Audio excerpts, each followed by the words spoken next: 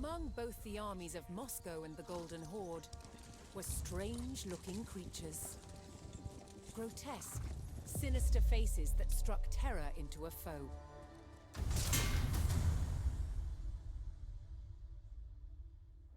There's a very long history of making helmets with mask visors with human features in the ancient Near East.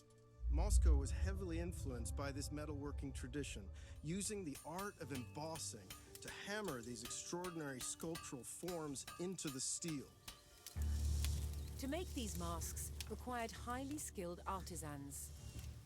In present-day Poland, Adam Mazia is a master of the craft. The process begins with a thick, flat sheet of wrought iron.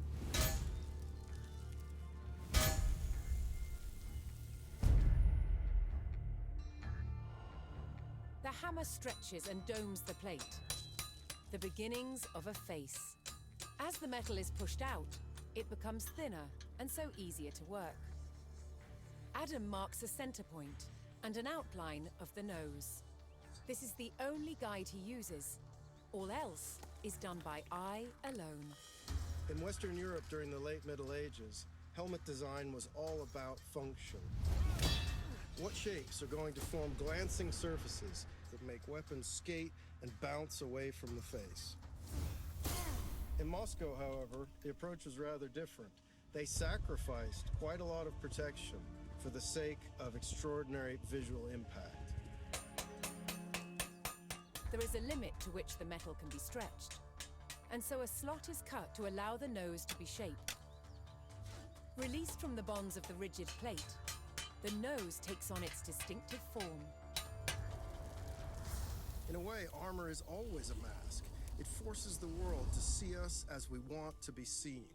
Strong, powerful, indomitable. These Muscovite mask visors are an extraordinary example of that projection of identity. In some cases, they were actually made as portraits in the image of the wearer. With every strike, the features become more and more recognizably human. The furnace imbues the mask with a warrior's fury. When finished, the visor is given a high polish and attached to its helmet with this rotating hinge that allows the visor to be raised and stowed when not in use. But it can always be quickly lowered as soon as danger threatens. A man could project his power with such a mask. A man could hide his fear with such a mask. And by doing so, he could be brave.